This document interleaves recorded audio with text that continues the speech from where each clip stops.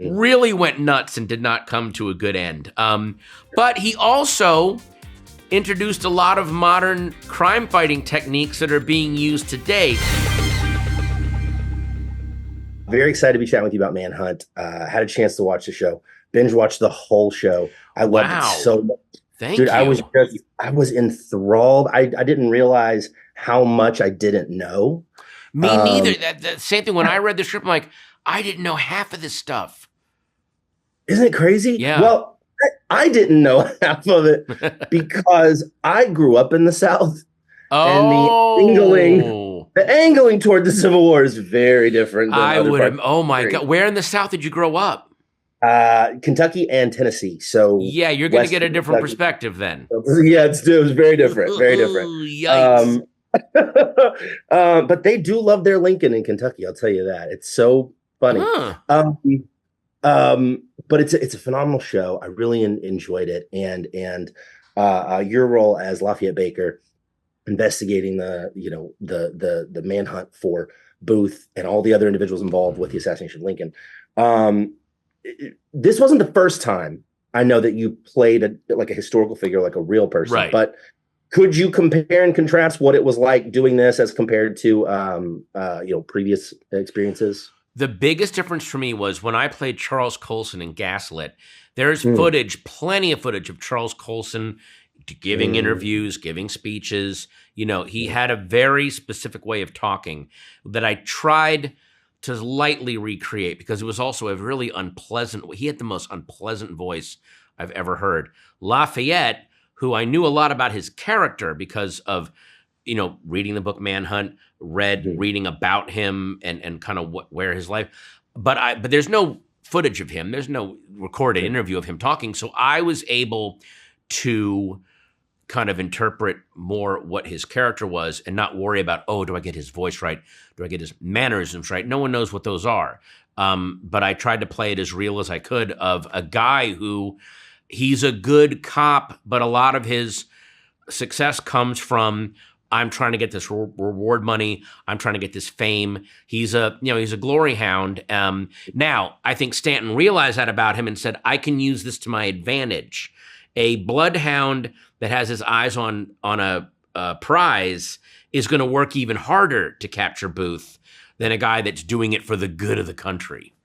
Yeah. In a weird way, it was advantageous to have him hunting Booth. That is you very eloquently put that. How I was thinking of it in my head was he was an opportunist that you could aim at something and say like, go, like you just said, and he's going to get it done because he wants to accomplish something for himself. Yeah. And they're tied together. It was actually kind of similar in a messed up way of when the Allies went into Italy. A lot of the local mafia were very, very happy to work with American and British forces because they're like, these fascists are bigger thugs than we are, and they're hurting our business.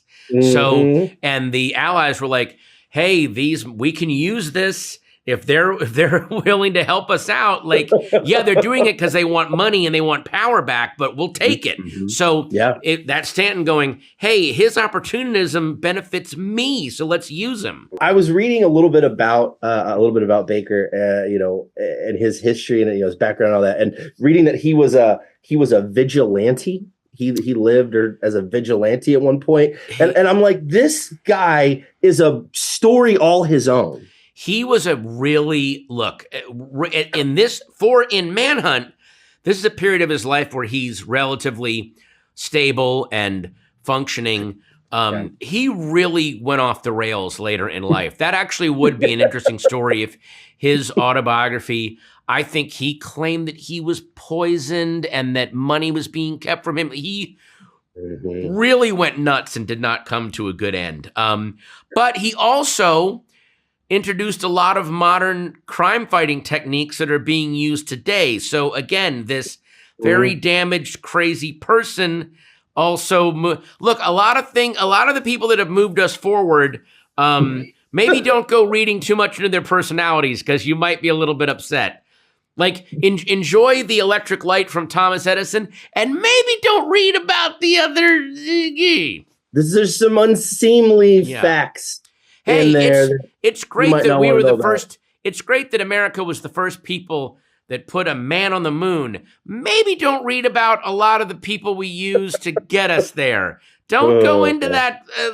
Just enjoy Neil Armstrong, and we don't need to read about these other people. Right. If you can see the trees, there's no need to look into the forest. Yeah, we're good. Just look at the pretty trees. Yeah. Well, listen, Manhunt is a phenomenal series. I'm a big fan. Yeah. First 2 episodes land on March 15th, and then it's weekly after that for 7 episodes, 7 weeks. 7 weeks. So, or 6 weeks. Yes. So I want to ask real quick, if it's okay, about this is the 15th anniversary. This year marks the 15th anniversary of Big Fan. Oh, wow. Which I love. I'm a big fan of that movie. Thank you. I wanted to ask you about it because I've always, I guess, seen that as a big moment in, sort of in your acting career. Mm-hmm.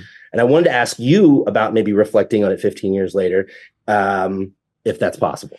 I mean, it was one of those put up or shut up moments because I'm a huge fan of that seat of your pants early 70s DIY filmmaking. And that movie was absolutely no budget, borrowed sets. But I'm like, this is the kind of movie I've always extolled. So, and I'm getting a chance to star in it. So I've got to say yes.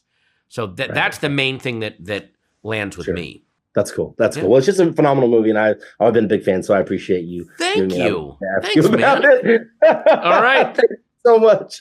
Patton, you're the coolest. I'm grateful for your time today, and I hope you have a wonderful rest of your day. I appreciate it. Have a great rest of the day, man.